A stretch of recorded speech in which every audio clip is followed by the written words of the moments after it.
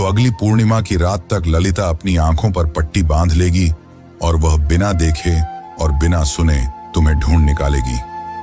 यदि वह इसमें असफल हो जाती है तो दोनों को फिर से युगों युगों के लिए बिछड़ना होगा।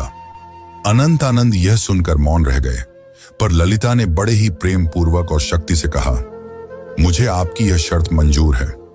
पूर्णिमा की रात पास आ रही थी। यह परीक्षा ललिता के लिए केवल एक शर्त नहीं थी, बल्कि उसके प्रेम और संयम की लड़ाई थी।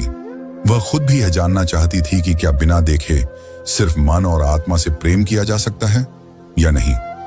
अब उसने अपने नेत्रों पर पट्टी बांध ली और कसम खाई कि वह अब किसी को नहीं देखेगी जब तक उसकी आत्मा उसे स्वयं श्री कृष्ण को न दिखा दे। लोगों ने जब उसे ऐसा करते देखा तो वे उसका मजाक उड़ाने लगे कि आजकल की कन्याओं को तो सिर्फ नाटक करना आता है। लेकिन कुछ ऐसे भी थे जिन्होंने उसके इस प्रयास की तारीफ की और उसे हिम्मत दी और बोले, हे राधे, तुम इस युग में जरूर प्रेम को जीत दिलाओगी। उधर दूसरी ओर अनंत आनंद एक सुनसान गुफा में ध्यान मग्न बैठे थे। वे केवल एक ही शब्द दोहरा रहे थे, राधे। वे न कुछ खा रहे थे न पी रहे थे।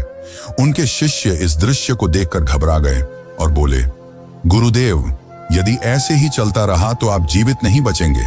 तब अनंत आनंद ने मुस्कुराते हुए उत्तर दिया, मेरे प्राण तो केवल राधे में बसते हैं। इतना कहकर उन्होंने अपने शिष्यों को आदेश दिया कि यदि ललिता उनके बारे में पूछे तो उसे न उनका चेहरा बताया जाए, न ही उस स्थान का पता दिया जाए जहां वे ध्यान कर रहे हैं। वे भी जानना चाहते थे कि क्या इस युग में भी राधा केवल अपनी आत्मा की पुकार से उन्हें ढूंढ पाएगी। इधर ललिता अपनी आंखों पर पट्टी बांधे गांव-गांव भटक रही थी। वह अनेक साधुओं से मिलती और पूछती